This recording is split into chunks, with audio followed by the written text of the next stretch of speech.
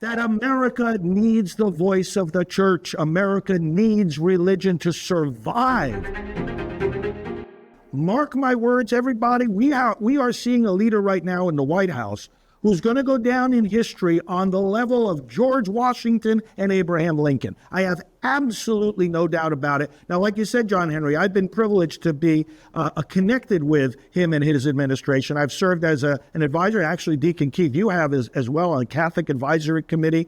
I've been both on the Catholic Advisory Committee and the Pro-Life Advisory Committee right from the beginning, his first campaign in 2016, and then again subsequent to that. And I'm part now of his of the pastors connected with his faith office that he established. Nobody has done more for religious freedom and continues to, and nobody's done more to advance the protection of the unborn.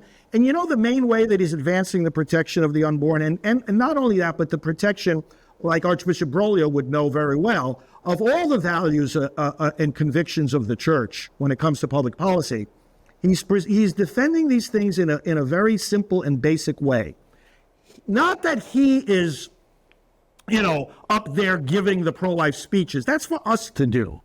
That's for us to do on broadcasts like this. That's for you to do with the platform of LifeSite News and me to do with the platform of Priests for Life. We're going to do that. We're going to articulate the pro-life principle. We're going to make it clear that no abortion can ever be permitted. Every baby must be protected. We're going to get the message out there. What do we need him to do? I don't need him to give my pro-life speeches. I need him to preserve my freedom to give my pro-life speeches. I don't need him practicing my faith. I need him protecting my right to practice my faith. I don't need him out there protesting in front of an abortion clinic. I need him setting free from prison, as he just did, the pro-life people that are sitting behind bars because they're not because they did anything violent, but because there's an administration, the previous one, that was persecuting them. So he's defending the tools that we need to get the job done. And he's defending them vigorously. The freedom of speech, ending censorship, the freedom of religion, which Biden actually was oppressing, and Obama before him. Ours was one of the cases, we at Priests for Life, to go all the way up to the Supreme Court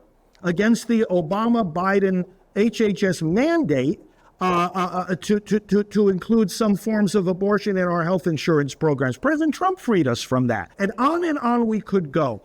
I remember being in many meetings, to the Archbishop's point very specifically. I've said exactly the same thing. I was in meetings, conference calls, where the Trump administration reached out to ministries like ours and said to us on these calls, listen, we want you to know that if you want to enter into any government contracts as a faith-based organization, as a pro-life organization, we want you to know two things. That number one, you are not going to have to go through any more hoops than secular organizations have to go through. You're not going to be discriminated because of your faith. And number two, we want you to know, we don't want you to hide your faith. Sometimes people, in interacting with the government, are made to feel like, it's separation of church and state. We got to be quiet about our faith, And the Trump administration was literally urging us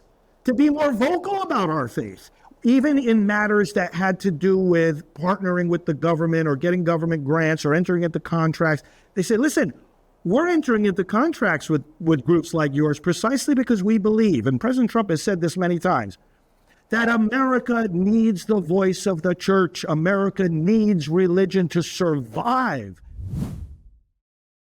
Aloha everyone, this is Jason Jones for LifeSite News. We hope you enjoyed this video. For more content like this, check the link in the description. You can also connect with us on social media to stay up to date with the latest news on life, faith, family, and freedom. Thanks for watching, and may God bless you.